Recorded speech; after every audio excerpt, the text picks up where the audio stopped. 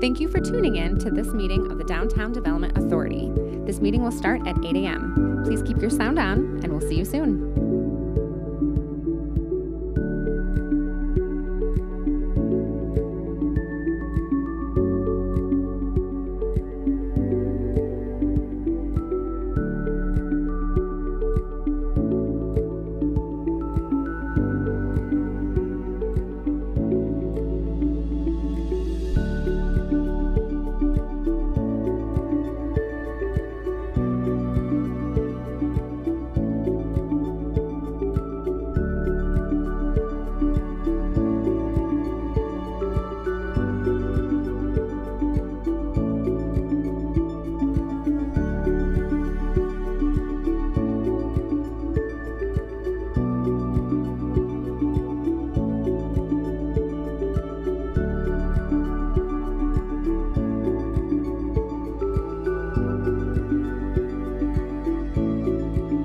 Thank you for tuning in to this meeting of the Downtown Development Authority. This meeting will start at 8 a.m. Please keep your sound on, and we'll see you soon.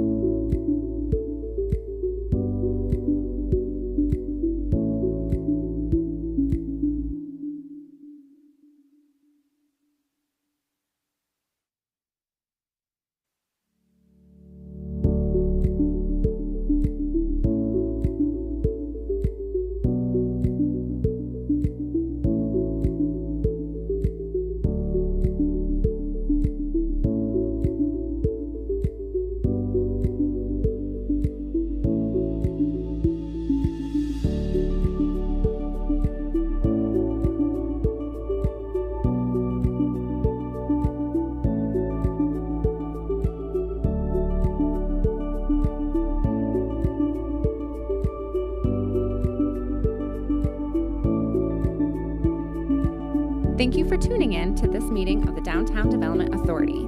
This meeting will start at 8 a.m. Please keep your sound on, and we'll see you soon.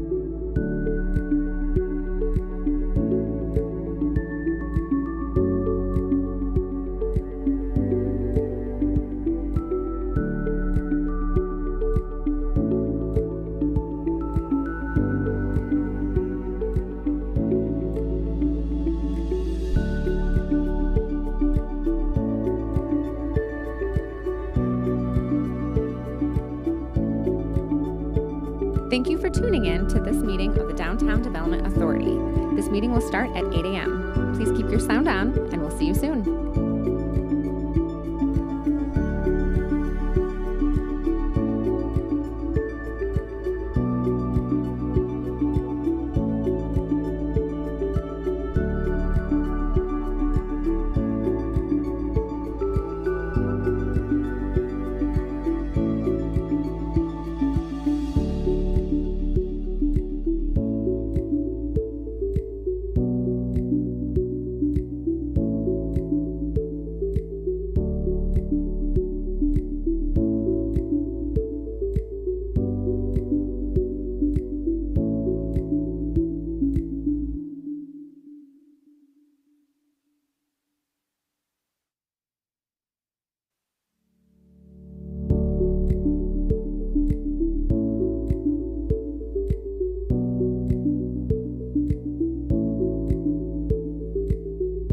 Thank you for tuning in to this meeting of the Downtown Development Authority.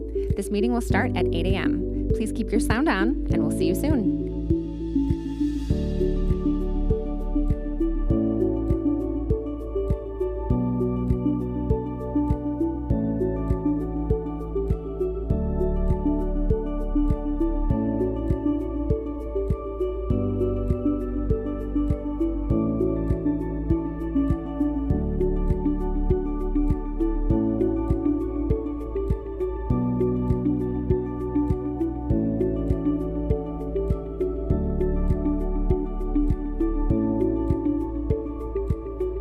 Hello, and welcome to this live stream of today's public meeting brought to you by Downtown Gun Rapids, Inc. We will begin shortly. Please keep your sound on, and we'll see you soon.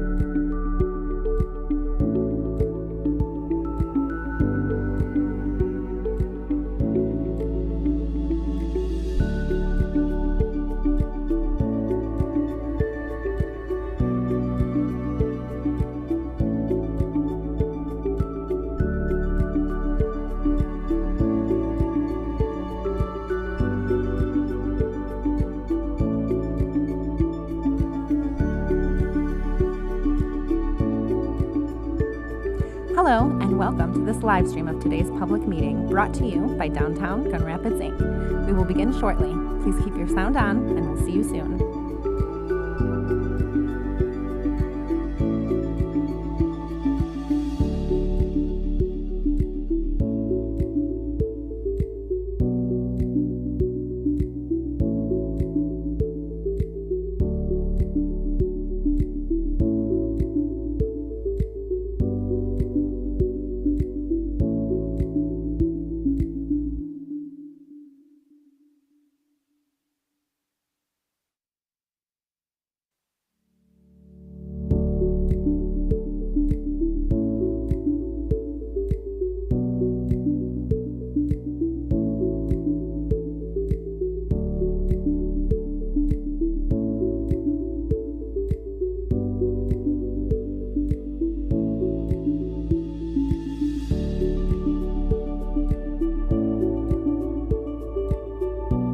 Hello, and welcome to this live stream of today's public meeting brought to you by Downtown Gun Rapids, Inc. We will begin shortly. Please keep your sound on, and we'll see you soon.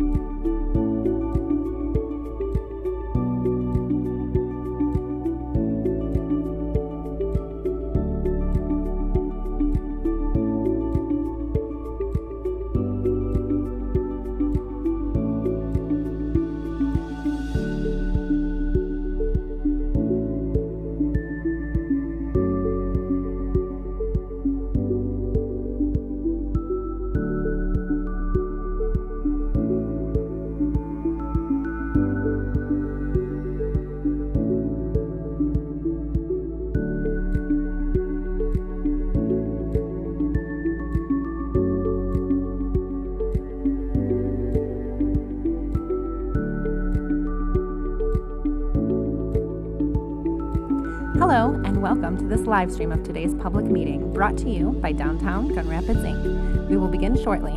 Please keep your sound on, and we'll see you soon.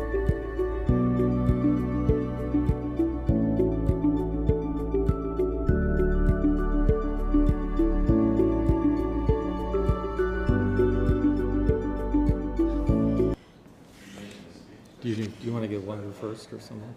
Pardon me? Do you want to get coffee or water first? I'll not disturb the beginning of this meeting. Sorry. No, we need you. All right, I will bring to order this Downtown Development Authority meeting on September 14, 2022, 8:03. First order of business is to approve the meeting minutes from August 10th, 2022. They were in your packet. Are there any corrections or comments to be made? Support. All right. Any other questions or comments? All in favor say aye. Aye. Any opposed? Motion carries. Next, we have the August 31 financials. Ms. Chapman, welcome. Hello, good morning. Before you are statements as of August 31, so just 2 months worth of activity, not too much to show yet. But you can see that summer taxes were posted by the Treasurer's Office, and they did come in slightly over budget, so that's great news. We still have winter taxes left to excuse me, left to collect, which would of course be a much, much smaller number. If anybody has any questions, I'm happy to take them. You can see we've got some spending already started on some of our projects, spending the most in economic development and innovation and in event production. Just a quick question on the property tax being over budget. Is that a function of increased values or more ratepayers? Could potentially be both. Any other questions? I'll move. Just to remind us, excuse me, but remind us on the fixed assets, is that the arena primarily? Probably yes. You do have other fixed assets too, but that would be the big bulk of it, yeah. Can The you, 80, would you just like keep- I could 84 million, get yeah. a list, would you like a list of, yeah, I'd be curious. It's Yeah. nothing urgent, but and that'd be nice to know how many years are left on the arena to be depreciated. okay. Okay. I at one point I think I knew, but I don't remember. No, that's fine. I surprised you with the question, but. No, I will get the information for you. Okay, I'm just curious. Any other questions? All right. All right, all in favor, say aye. Aye. Any opposed? All right, motion carries, thank you. Next, we have retail grant, second vibes. Good morning, everybody. Morning. I'm here to put forth a recommendation to approve a retail innovation grant for Second Vibes Thrift and Upcycle. So they're a new women minority-owned business on located at 13 South Division Avenue. They opened up earlier this summer, early June or July, I want to say. And they are a kind of an upcycling thrift store that provides sort of an alternative to fast fashion. And the request before you is for $20,250 for the 18-month rent assistance program. And I have Camille Steverson and Caitlin Fitzpatrick here to sort of talk about Second Vibes and kind of introduce you to their business and answer any questions you guys may have. Come on up. Good morning. Hi, I'm Camille. And I'm Caitlin, and we are both the owners of Second Vibes.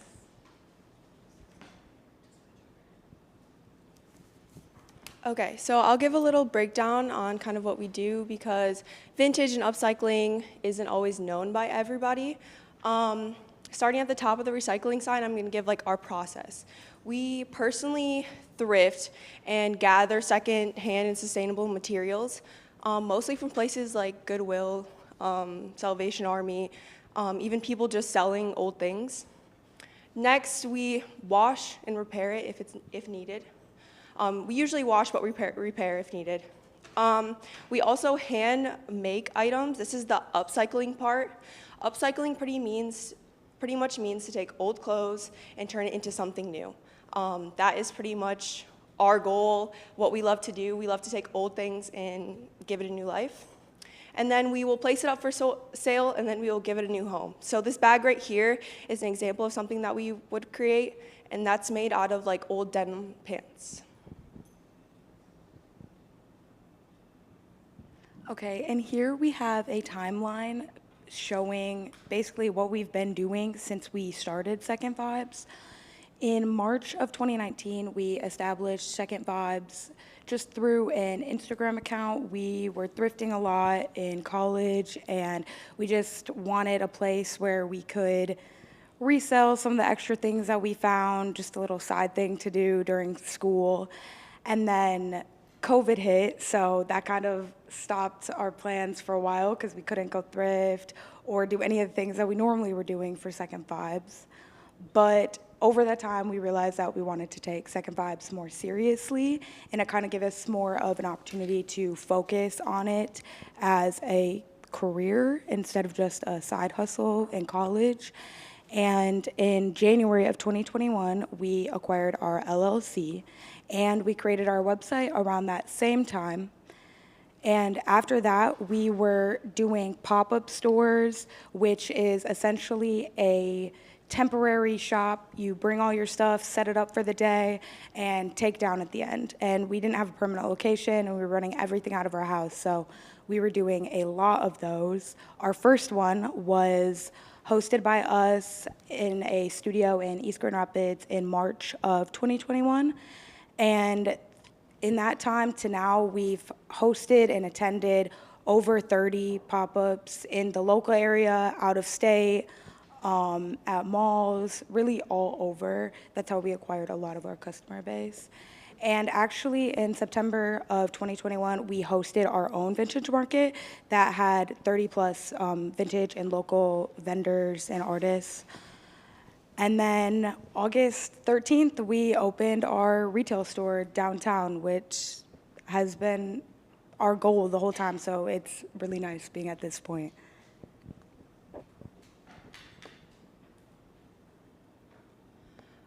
In terms of our mission, we have three main, pillars. The first one is we want to reduce our waste as consumers. We love clothes. We love to go shopping. We love to buy things, but you can do it in a way more sustainable way, and it doesn't need to be from all of these fast fashion places that are making a bunch of clothes and not paying their workers, and it's poor quality. So that is the first thing. The next thing is slow fashion. And we love to create unique one-of-one pieces. This is the part where upcycling comes in. We really just want to take our time and make things consciously and really put the effort in to have every piece kind of be unique. And then next, we want to create an inclusive space that sparks individuality. We do this with our clothes because we love to create things that are custom, one-of-one. People love to come in and have something that nobody else has, wear something that nobody else has, and yeah. Okay, and I'm going to tell you a little bit about our customer base. Typically, our customers will be men and women between the ages of 17 and 28. We have a large range of clothes, unisex options, typical men's clothing, women's clothing. Really, anyone could go in and probably find something that they would like. But usually it is between the ages of 17 and 28. We acquired our customer base by advertising through social media first, and then our pop-ups really helped us acquire a really solid customer base because we did a lot of our pop-ups local.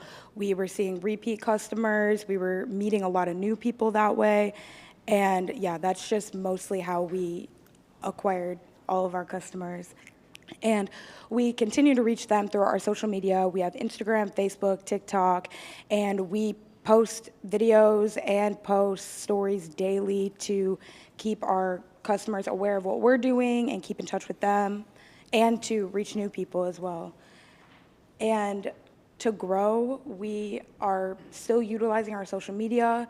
Our retail store is giving us an extra platform that we never had before because we're in such a busy spot. New people are driving by and seeing our store every single day.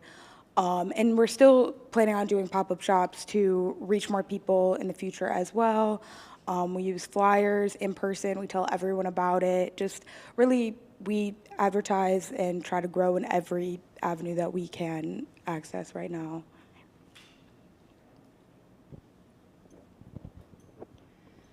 Okay, so breaking down our business plan into the most simple it can possibly be. Our mission, like we said, our vision is to create unique, sustainable fashion in a slow way. We also are different from fast fashion and thrift shops because we are not only slow fashion, so we are creating things consciously and ethically, but we are different from thrift shops because we are not just throwing everything up and just reselling it for a low price. All of our things are curated, and we are also making new things along the way. Our business goal for the first year, we would really just like to grow traffic to our store, make sure that more people know about our permanent location, and we'd also like to get our online sales up. We've been, like Kate said, we've been running everything out of our house and doing pop-ups, multiple pop-ups a month. So this has kind of staggered how much we can make, how much we can do, but now that we have a studio space and a storefront, we can do a lot more. In the future, we would love to have a bigger, more collaborative space. Right now, we house a couple local businesses and artists in our store, but we would love to have more space to be able to do that, to be able to have more businesses like ours, or just to be able to house smaller local businesses. And for our income streams, we have a few ways that we bring in revenue. Our storefront is our main source of income, and then we also have a website where we do online sales. We do website drops for people that are out of state. We've shipped and got orders from people all over the country, even out of the country a few times. Pop-ups are another great way for us to bring in income. We know a lot of people in the vintage community that host markets, so those are always readily available to us, and we host them ourselves too. And then we also accept custom orders, so anyone can message us or come into the store and request something specifically for them. So that is another way. And we also offer repairs, tailoring, if you have anything that you need fixed, yeah. And then for our costs, we cut our costs a lot by making everything in-house. We have a studio space in the back of our store, and we sew and make everything back there. We are the only people that do everything, so it is really just us. We don't have any like payroll expenses at this point. And in the future, we are planning on looking into more wholesale options just to save us time and money. We do love going and thrifting and picking everything ourselves, but wholesale is an option for vintage clothes as well, just for our time's sake in the future. And we are, now that we have a store, planning on putting more of our money into advertising and marketing. We've been doing most of that through social media. We have been doing paid ads, but now that we have a store and we have somewhere to tell people to come all the time, it's going to be a lot easier to advertise and tell people, okay, come here, we have a store now, and we'll just be able to reach more people that way. And another nice thing about us, since we upcycle clothes, we can make a lot more things work. So if we go thrift and something's in bad condition, we don't have to leave it. We can take it home and make it into something new, where it would have probably been sent to the landfill if we didn't have a way to repair it. So that gives us a lot more opportunity for finding pieces as well. And then in terms of personal growth, like Kate said, we still plan to participate and host events. This is something that we really love to do. We really love to bring out like a DJ and bring them to our store or bring them to our pop-up and just have, I don't know, a good, different atmosphere. I feel like people, a lot of times when you go into a store and there's like no music playing, it can kind of be, I don't know, not sad, but you know what I'm saying? You don't get the full effect. So we really want to host more events and do different things with that. We also want to reach out to community organizations and just get our foot in the door with more local people, with more local businesses, more local opportunities. We've done a lot of things online, and we know how to post online, and we know how to drive customers that way, but just connecting with other businesses and other organizations and finding ways that we can put our name out there that way. And yeah, that's it. That is us in a nutshell. Do you have any questions? Great. Any questions for Camille or Caitlin? An obvious one is, are you wearing some of your upcycle fashions? We are not. We came a little bit more plain, business casual. We didn't want to maybe be too much. We usually have like smileys on our pants, or you know. But hopefully you will see us around and you can see some of our stuff. Any other questions? Yes. So you launched on March 17th, which is St. Patrick's Day, so I know you're going to have a lot of good luck. And you're on an adventure. The little definition of the word, or where the word entrepreneurship comes from, is it means adventure.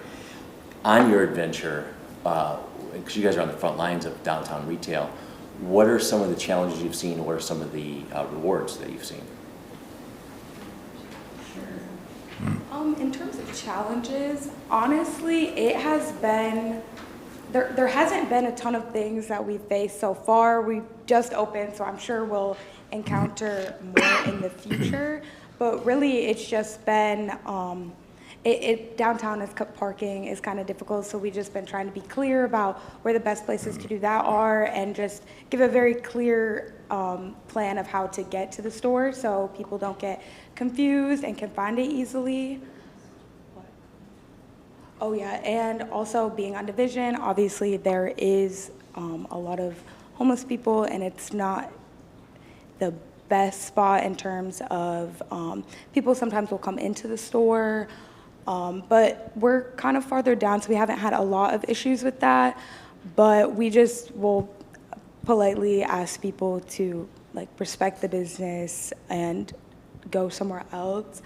But we haven't really had too many issues with that because of our location, because we're right down on the corner. In terms of successes that we've had, Yeah, one that popped up right into my head was, I guess this might be a little bit unique to us, but because we were running everything out of our house, literally we had a three bedroom, and initially we decided that we were only gonna have one room that would be Second Fives. That was like our Second Fives room. But before we moved, it was our dining room, our living room, that one room, and then it was flooding into our other living room. So we were like, this is too much. So being able to, our little room in the back where we can just make things, we needed a studio kind of regardless. So it honestly has been pretty easy for us just because everything is in one place. We can leave it there at the end of the night. We can come back, you know, and be open and be working in the back. She could be sitting in the front, I could be working in the back, or vice versa. So that has been really nice. But yeah, overall, we haven't, I feel like, had that's not a great thing to say, but we haven't had too many negatives yet. But yeah, it has been, everything has pretty much been positive. Yeah, we've been really excited. We've had a great response from our customers. Nobody has really, even though we complained about parking ourselves, because we really wanted to find a space before that had like a little parking lot or like something that was off a side road where it'd be easier. All of our customers have been like, this is a great spot, you know, it was easy parking, and so it hasn't been too bad. Anything else? Yes. I commend the two of you. This is fabulous. I really do. I have never, I certainly understand vintage clothes and selling and all that. I've never heard the terms slow fashion and fast fashion. Now, I'm assuming that fast fashion is new. Fast fashion would be, think like big corporations, like places that sell through Amazon or fast fashion, you know, Target, Yeah. Forever 21, something like that. But something more sustainable would honestly probably be small businesses. Fast, I feel like businesses, to get to the level where they're making that much money, they kind of have to be fast fashion. They're obviously using people and making things not so ethically. But there are business models that have shown that you can be sustainable as you grow. But obviously these billion-dollar companies that are making massive amounts of money off clothes are more fast fashion. So I hope that as you continue to grow, because you will, that you really do put out there the advantage of having slow fashion, that it's sustainable, it's ethical, and because the values that the two of you hold really will resonate with your customers. Well, so. thank you. We definitely find that like the younger generation, I feel like, really wants their businesses to be sustainable, to be ethical. They want to know where their clothing's coming from. They want to know where their products are coming from, what's in them. So that definitely does give us advantage. And like you're saying, I feel like we do resonate with people, and people love that we're different in that way. Yeah, and we do for sure use our platforms to try to educate our customers as much as we can. Slow fashion is definitely a new concept, and fast fashion is a lot more can seem a lot more convenient for people sometimes. So our job really has just been to try to educate and make people as aware as possible about the dangers of fast fashion and the options that are out there. Well, I'm going to tell you that I'm going to probably impress the heck out of some of my staff this morning at our all-staff meeting, because I'm going to put the questions out there. Diana, I thought you said you were to stop by the shop. Oh, certainly, absolutely. Yes, Rick. Anything else? Yes. Question for staff, the contract, is it like a monthly payment, and is it front-end loaded, or it's just a lump sum? Okay. Typically to the landlord. I'm sorry? To the landlord. Okay. And there's an affidavit within the contract that requires that they put that towards reducing the payment. Thanks. Yeah. And it's 18 months, right? Yes, yeah. Any other questions or comments? Yes. Just a quick clarification, so it's tied to the rent? Correct. Yes. Got it. Yeah. Okay. And that's dictated by the state statute. Move support. All right, do I have a motion? Support? Okay. Any other questions or comments? If not, all in favor, say aye. Aye. Any opposed? All right, motion carries. Good luck.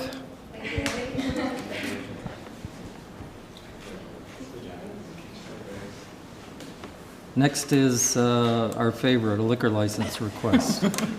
Good morning again. I'm still up here. Yeah, we have a liquor license request in front of you this morning from Monsoon, which is a new Vietnamese restaurant on Monroe Center. And I have Phong Nguyen here to kind of talk about the restaurant and sort of his business. And I'll just do a quick plug. Do yourself a favor, get the meatballs. They're amazing. Do me a favor, invite me, and I'll also get the meatballs. It'll be a good time. So Phong, come up out here. I think we gave them the sheet of paper. Yeah. Okay, thank you so much. Good morning, everyone. Morning. My name is Phong Nguyen. I'm the chef and co-owner of Monsoon. So we are the first Vietnamese fine casual dining restaurant in downtown. It's on 55 Monroe Center, right next to House of Wine and Brick and Mortar. So we're super excited to be a part of downtown community, and the business has been open for 3 months. So if you haven't visited yet, please stop by. We dedicated to serve authentic Vietnamese cuisine, bringing a good service for the customer. We also have beautiful decor for the restaurant, where inside we got the interior designer from Vietnam, and I bought a lot of stuff from Vietnam to carry on that culture and bringing in, when the customer first walk in, they feel like they can see a little bit of Vietnam in a little bit Grand Rapids downtown area. So the business has been, the first month, we got a lot of good feedback from everyone. Second month, July and August is a little bit slower in downtown for restaurant in general. So we have been slowing down a little bit, and September we have been more picking up.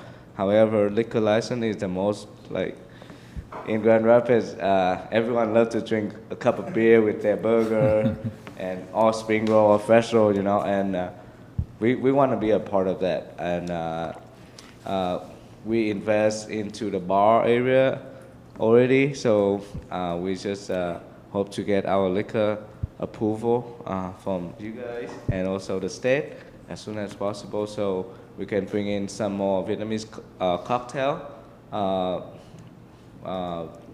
and some draft beer from Vietnam. They make it in Washington, D.C.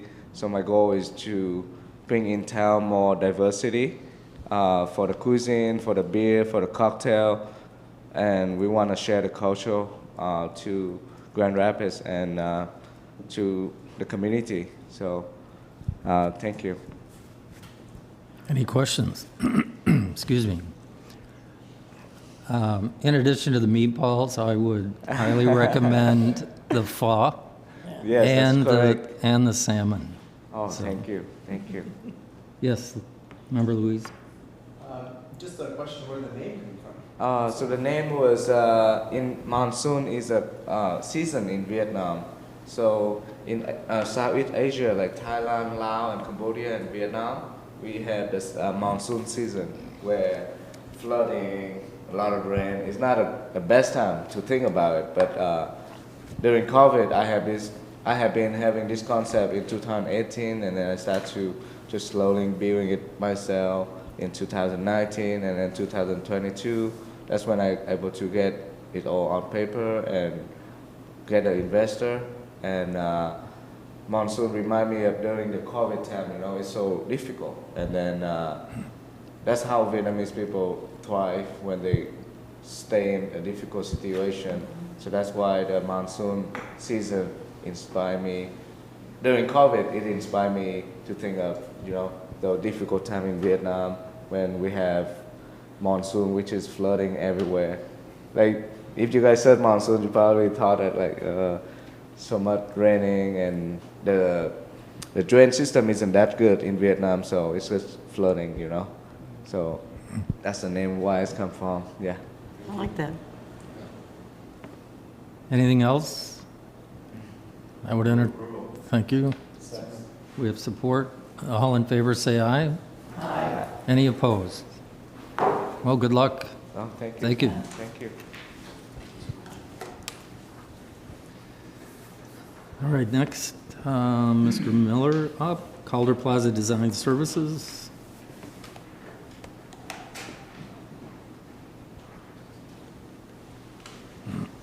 Good morning, everyone.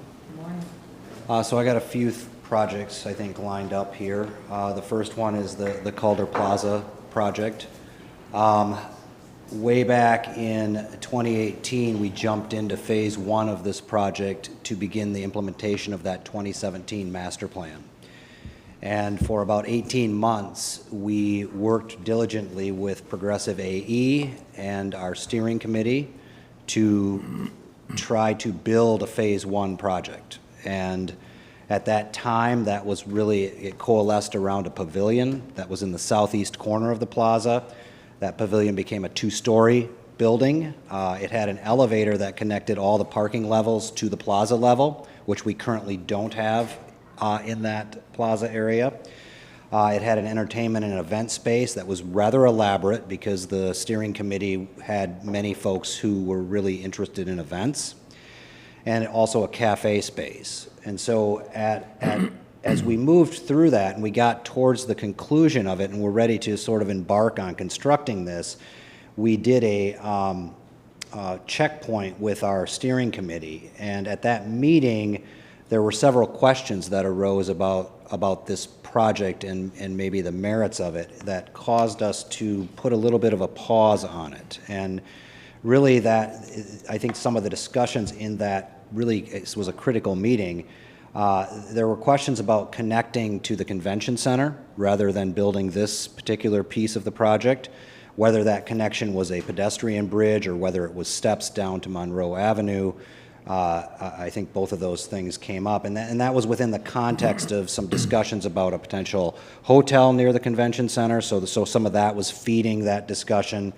And also just potential redevelopment of the adjacent parking lot and the pending redevelopment of all the stuff along the edge on the south side, which is now implemented by CWD.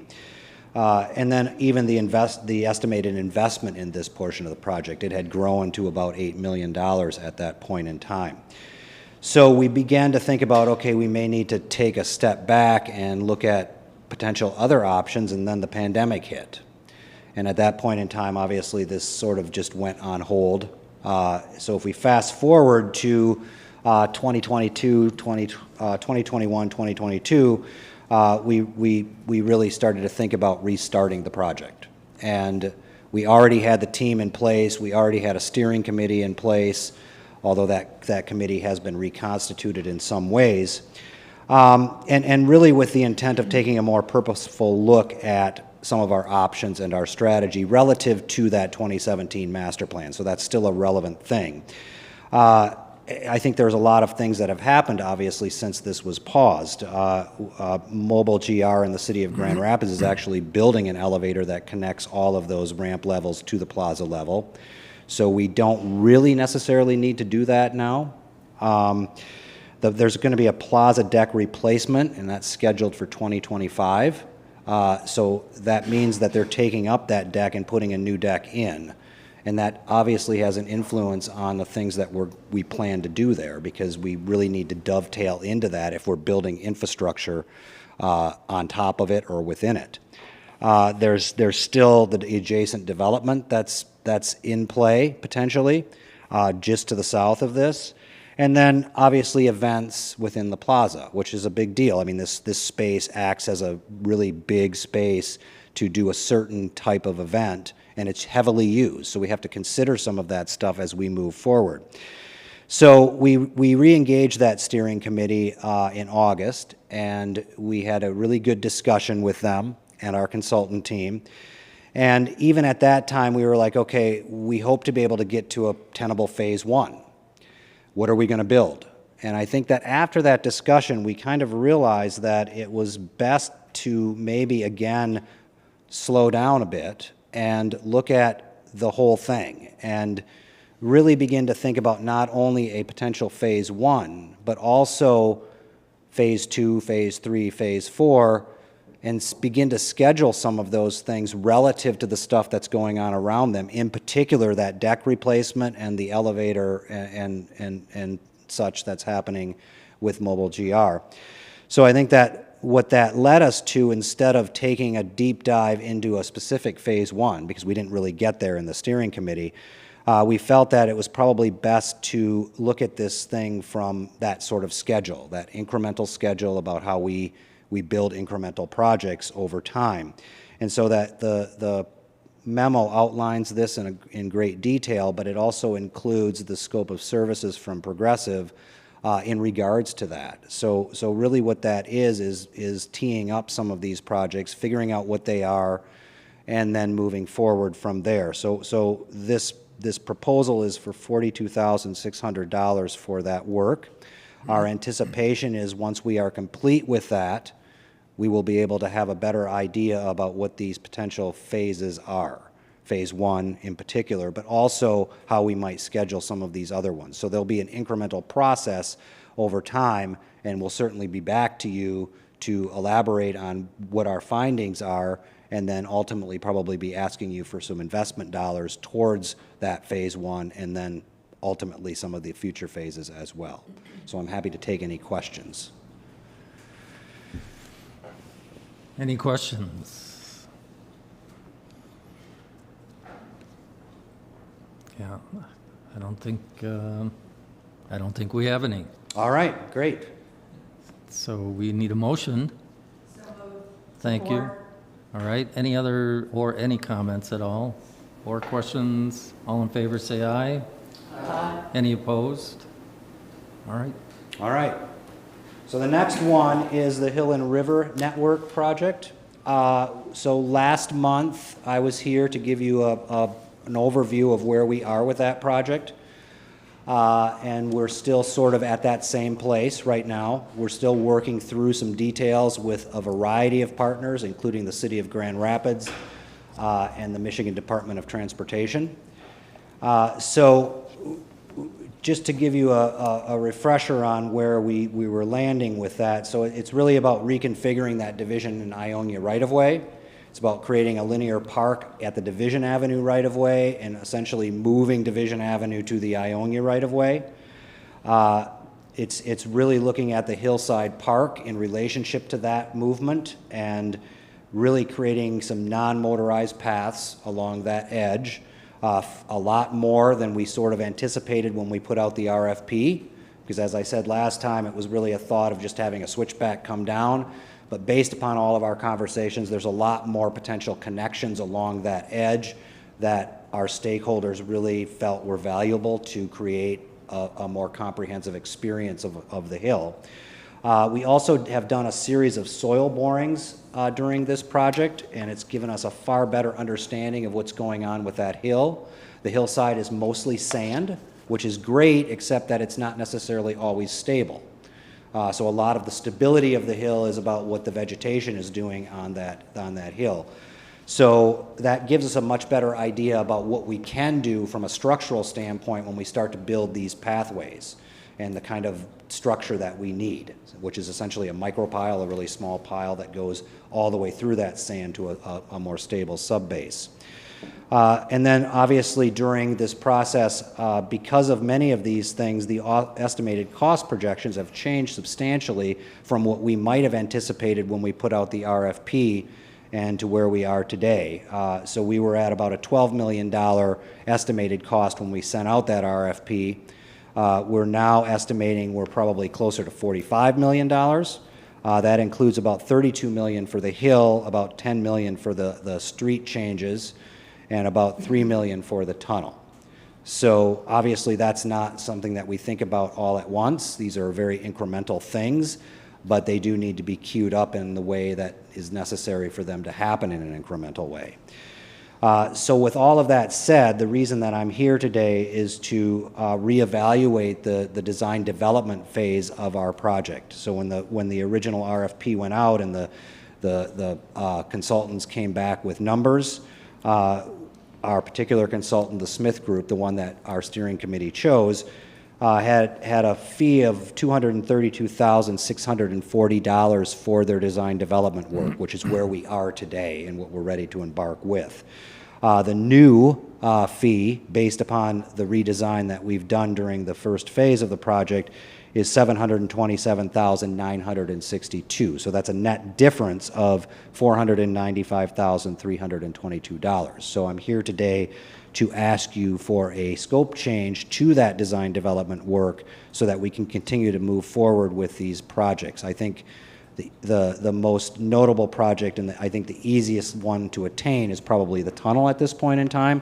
So we're going to be directing our focus towards that in dealing with the Federal Highway Administration and the Michigan Department of Transportation in particular as we navigate that process. I'm happy to take any questions.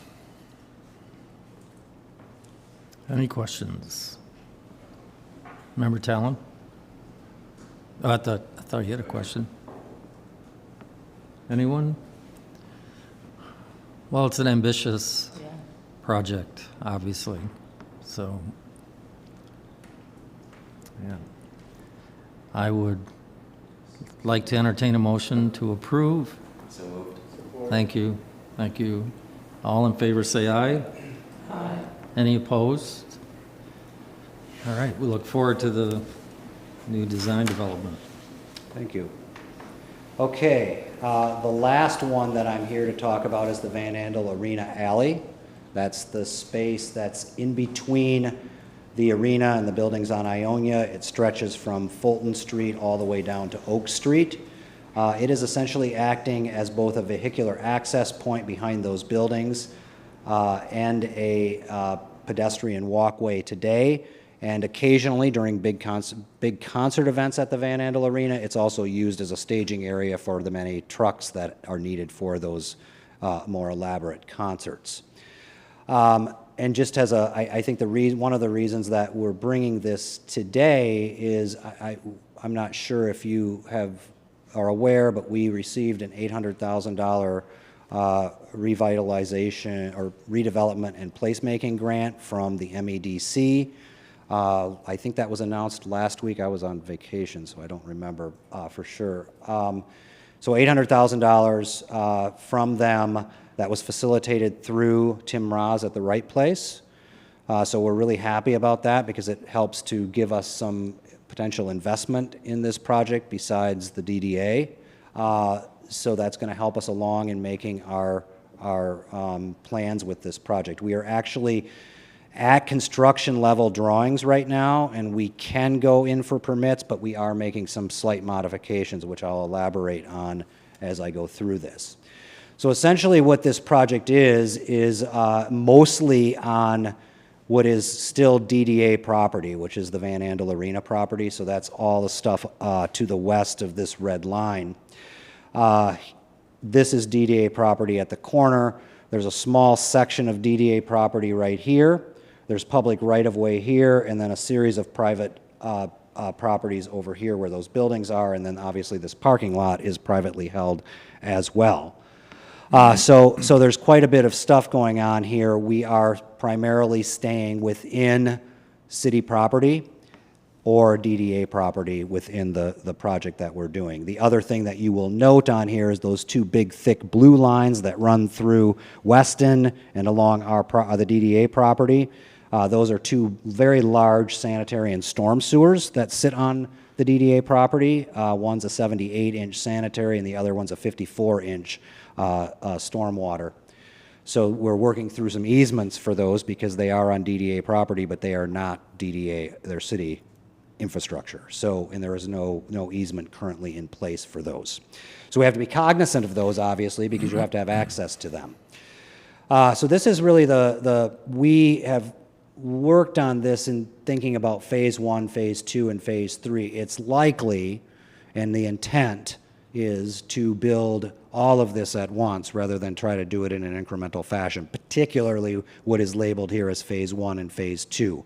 So that's where we are today in terms of that thinking and the design development of it. This is an enlargement of just the north piece of it. So again, what we're essentially doing here is creating seating right here. So where that current alley sits, we're doing outdoor seating for the restaurants. And what we learned during the pandemic is that these particular restaurants along this stretch don't have a lot of sidewalk space. In fact, almost none. So they can't do a lot of outdoor seating. So many of them want to have an expanded sort of outdoor seating that can play off some of the arena events. So we're taking that alleyway, the existing vehicular alleyway, which is city property, and making that outdoor seating for these restaurants. The new vehicular access then occurs along this spine, and that vehicular access is not normal access. It's for emergency vehicles, it's for service. So if one of the buildings needs service or one of the grease traps needs servicing, it can be done that way. There's also some potential moving in and moving out for the many residents that live over on the corner. So the corner building is the residential building. The rest of it is office. So there's periodic vehicular movement. It's not like your average street where people just drive down it. So that will continue. And then we also are able to stage arena events in that area as needed as well. One of the practical impediments to doing this kind of work for us and for the businesses is that there's an awful lot of trash back there. And that's indicative of all of our alleys in the city. They're service related. So with restaurant trash, it becomes sort of obnoxious, especially in the summer. So our intent is to try to move some of that stuff away so that it's not an impediment to that outdoor seating. So with that in mind, we actually create a consolidated trash area right here. This is currently where some of the parking is that's on street.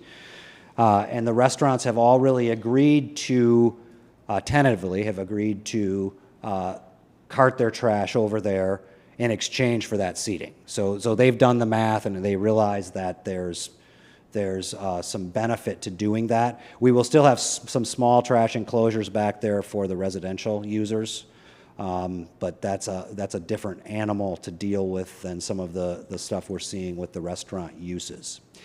The other thing that's part of this project is another Portland Loo, which will sit right here along Ionia. So Ionia is over here, Weston is right here. So that's, in a nutshell, that northern edge. Then if we go to this is sort of an axonometric view of that, so you can begin to see what we're dealing with and how that seating might be arranged and how the pedestrian way and the plantings, and so we're greening it, obviously. There's a strong desire to continue the greening aspects of what we did with the Van Andel Plaza down this pathway as well. Whoops, is that my only piece? The rest of it's gone? Yeah. Okay, so I can quickly talk, if I go back to this, I guess some of the images didn't load. So phase 2, which we're referring to here, is just completing that connection all the way down to Oaks, and then this actually terminates at the Piazza for Studio Park.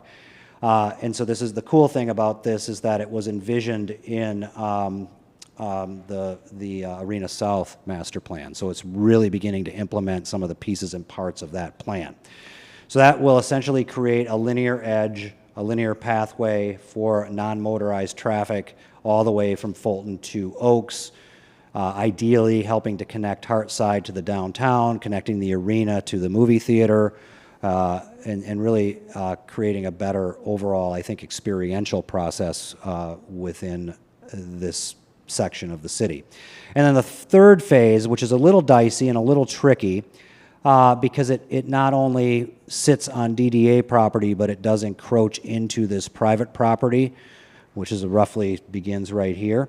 And that's the part that we're sort of reevaluating. We've been working with that private property owner. They don't really have an issue with us building things there, but they also obviously want, if there's ever a development there, to go back and reevaluate that. So what we have to do is get a little less intensive about that particular piece of the project, and so that's what we're working on right now, is sort of redesigning that to make it a little bit more simpler. It's probably mostly trees and green space that can more easily be manipulated if we move forward with that piece.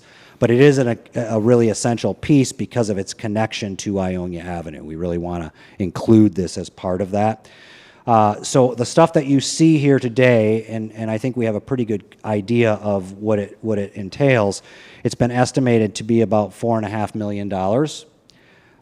So we have some work to do in terms of probably looking at that a little bit more closely, and then moving forward with it from there.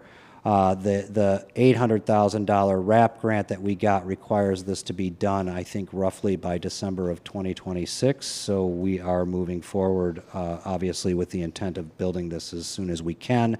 We still have a window of opportunity here to potentially start some of this construction next year. So I'm happy to take any questions from you. This is really just more of an informational thing than a request for dollars. You got your... Oh, there's some more. Yeah, you got your there. things back. Did you find them? All right, cool. So you can see some of the seating, what we're doing. We're creating different rooms within this space. So we're using festoon lighting in the alley, both high-level festoon lighting, so that fire trucks can still access the alley. It needs to be about 18 foot high. And then the stuff at the seating area will be lower, and it'll define these. One of the things that we're working through is defining these seating areas for each one of those businesses, because they have to sort of eventually license them to be able to serve in them. So there has to be some clear delineations between. It's not like a free-for-all seating area. We've learned that from the pandemic. So happy to take any questions. Yes. Mark, given the complexity of this project, or what the final product will look like, have we engaged with the disability advocates to ensure their input? Yes, absolutely. So this particular project, because we hired this consultant prior to our work with disability advocates, or right sort of at the beginning of that work, they are not part of the team, but they are part of both the steering committee, and then we because of the work that we do with them, and the work I think that you approved at the last meeting is really about these kind of projects where we can have 3 or 4 folks from disability advocates work with the consultant and us to vet some of these things. And I think that in this particular case, the complexities will be mostly related to paving patterns and delineating where it is sort of safe to walk and roll. But I think that because of the way that it is now designed, this is all one surface. It's not, there's no curbs. There's no curbs at Weston. There's no curbs at that alleyway. It's all one big flat plane. So that will help the accessibility nature of it a little bit, but we still will have them highly involved. They've already been involved a bit with it, and we have to go through one more session with them. Yes. Hey, Mark. When you talk about that privately owned parking lot, it always makes me think of the project many years ago that never happened, which was I think a pretty significant tower that was going to be built there. Tall House. What's that? I think it was called Tall House. Yeah. Well, I wonder whether that type of thing potentially could happen there again, and were you thinking about that in that design? Would it make a difference if this happens and then something gets built there? We have been cognizant of that. So both on the western edge, where that property abuts what we're doing right up along here, but then also what's going on with this edge. So I think we are conscious of that, and in talking to the property owner, there's nothing imminent there. So. And it's phase 3, so there's time, correct? Yes. Yeah. Yes. Any other questions? I have one. Are you keeping the alligators or not? I think we're keeping the alligators, probably not necessarily in that location, but we are already discussing where they might go, because that was actually one of the questions of the steering committee. Okay. Yes. You know, I appreciate how in negotiations with the restaurants that you were, and the businesses, you were able to encourage the use of a separate facility for trash. And the incentive being you get extra seating and whatnot. I will tell you, with the alley that is between the Grand Rapids Community Foundation and the apartment building, any restaurant from the Wheelhouse to Stan's Taco, it's a mess. So to say obnoxious is a real understatement. And those restaurants do not appreciate, nor does the management of that building appreciate the mess. Yeah. And that is going to become an alley that is going to be named. Right. So I just, you know, it'll be interesting to see how that facility is respected. But I mean, the tremendous incentive, though, that if you want to have more business. Yeah. And that's been a discussion that's been going on for over a year with them. And we continue to have the discussion because eventually we're going to have to formalize an agreement with them. Mm-hmm. And that's when the rubber hits the road. Yeah. But I appreciate that solution. Thank you. Yes, Louise? I know we've talked about this before. Can you remind us what, if any, plans there are for that parking area behind Van Andel? I know at some point there was some talk about expanding the arena, but Don't take my parking away, sir. So yeah, you're talking about the stuff just to this stuff right up here. Right? Yeah. I'm just curious how that will fit in with these three phases. I think that there's still discussion. One of our key stakeholders, obviously, in this is the Van Andel Arena and the Convention Authority. So there's nothing imminent there that they've disclosed to us, but obviously they've talked about it in very high concept terms, but that's about it. I think one of the things that we're struggling through with right now, and it's all related to that access point. So right now what they do is they stage their trucks here and then here. We don't want them to continue to stage their trucks here. So one of the things that they suggested that we do is modify this island that's here. And so the question is, how much do we modify this island to allow for more truck access and mostly staging, not access. I mean, it's sitting there. They have to sit there. So I think that that's one of the things that we're currently talking through with the Convention Authority and Van Andel Arena about what that operations is. Because it's really not enough to just take out like 8 feet of this or 6 feet of this, because it doesn't give you another bay of truck storage, right? So the question to them is, do we take all of these parking spaces and sort of move that over to here so there is more staging area for those trucks? And it's a calculation for them. So do they want to lose the 14 spaces that are there, or do they want to have more truck space or whatever? So I think that that's been an ongoing discussion for about the last 2 or 3 weeks with them, and I haven't gotten confirmation one way or the other from them at this point in time. We can do it either way. It doesn't impact our project in a huge way, but it does impact their operations substantially. And I think that one of the things that we've learned, and one of the things that has actually changed in recent years, is just the amount of infrastructure that's needed to stage an event. Like it grows. I mean, you guys know this. Some of you know this. I mean, it's like just the amount of trucks that are sitting out there for even a mid-sized concert. Thank you. Or wrestling show. Yes. Well, the production requirements just keep getting bigger and bigger and bigger, Yep. which is great for the audience, but, Yeah. well, thank you for not asking for money today. I will be here someday, hopefully, to ask for more. We're kicking that can down the road, right? Yeah. All right. Okay, thank you very much. Thank you. All right, next, Tim, you're up. Yeah, thanks, Mr. Chair. Just a couple of quick updates for everyone. First, obviously, we're in the spirit of Art Prize with our window decorations here, but if you didn't know, it starts tomorrow. There's a lot going on, including tomorrow, third Thursdays, and then there's a community kickoff on Calder on Friday. So hope and expect to see everyone out for Art Prize festivities. On the project side, two quick things for you. One, our futsal courts that you approved a couple months ago have actually been paved. We expect they'll be lined in the next couple weeks and should be open by the end of this month. So we actually are a little ahead of schedule on that, and those will be able to be used for the whole fall season, including leading up to the World Cup. So we're excited to see that going.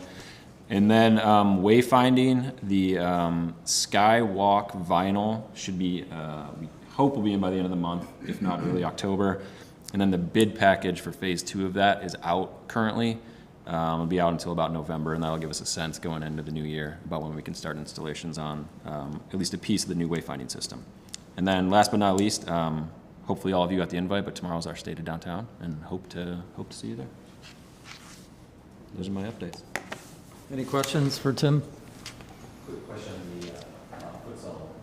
If I recall correctly, in August, there was going to be some sort of national tournament that was scheduled to come through.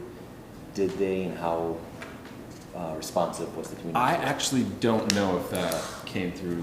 Bill, you have a... They didn't do that tournament Yeah. locally. Okay. They're part of a tour going around the country, but Soccer company we've been working with, Yeah. they're going to help us out with an opening event. Okay. We'll do a smaller scale tournament on that day, probably second week of October. Okay. Okay. Next, thank you, Tim.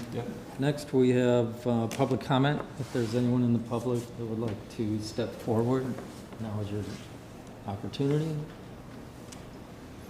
All right, seeing none. How about board member comment? Any new business to comment on? Or just general comments? Very quiet. All right. Appreciate everyone's time. Thank you. We are adjourned. Thank you.